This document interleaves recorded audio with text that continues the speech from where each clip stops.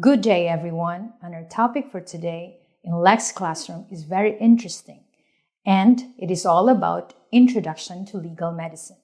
What really prompted me to tackle this subject in LexClassroom is the fact that the principles of legal medicine is really applicable in criminal law litigation, and also there are law students taking this subject this semester or in the next semesters to come.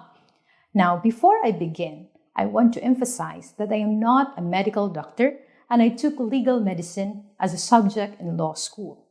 And I have this continued commitment in the subject given that I am in the legal practice for almost 10 years and I handled cases like rape, suicide cases, and even to the simple ones like physical injuries cases.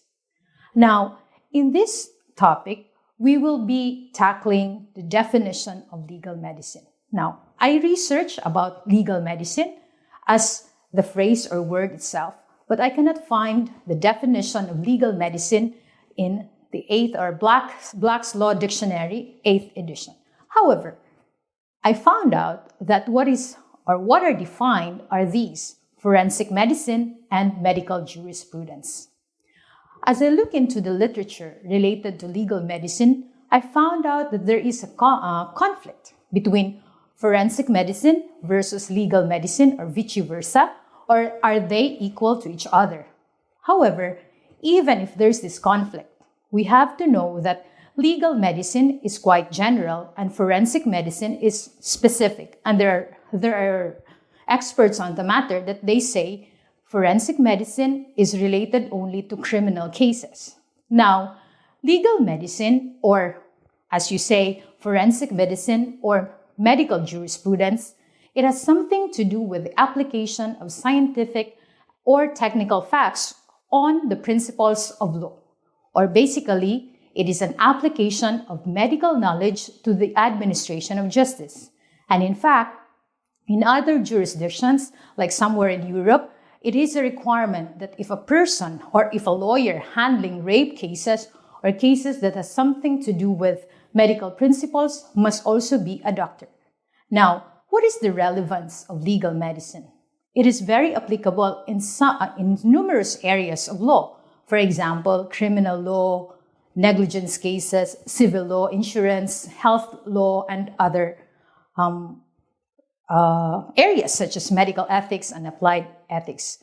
I just want to emphasize that you have to know this because you have to know the cause of death, which will involve a death certificate, and you can find out based on the death certificate whether the cause of death is natural or not. And it is very relevant to criminal law litigators, especially when you're dealing with autopsy report, a medical certificate in cases of physical injuries cases, and even the judicial affidavits of doctors or investigators or the forensic pathologist.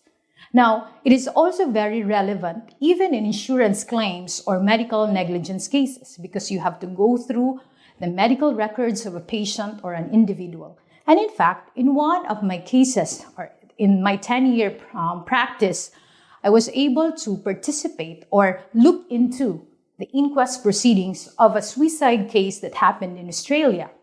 And I handled numerous cases of rape, which involved a medical examination report of an OB gynecologist. And also in insurance claims, again, it is very important because there's a need to determine whether there is the disease or the condition of a person is covered by insurance or of the insurance. Now, in the next topics to come, we will be tackling the specific areas of legal medicine. One thing would be suicide cases and other diseases that has something to do with medical negligence. Now, I want to cite the sources of the information I'm giving to you because, as again, I am not a medical doctor. And based on this lesson, I sourced it from Black's Law Dictionary, specifically the 8th edition, and one of the medical literature I found online entitled The History of Legal Medicine, authored by Dr. Cyril Wicht. I don't know how to pronounce correctly the name, but it's W-E-C-H-T. and it was published in November 2005. Thank you for listening to this very short lesson, and I hope you look forward to the next lesson related to the topic.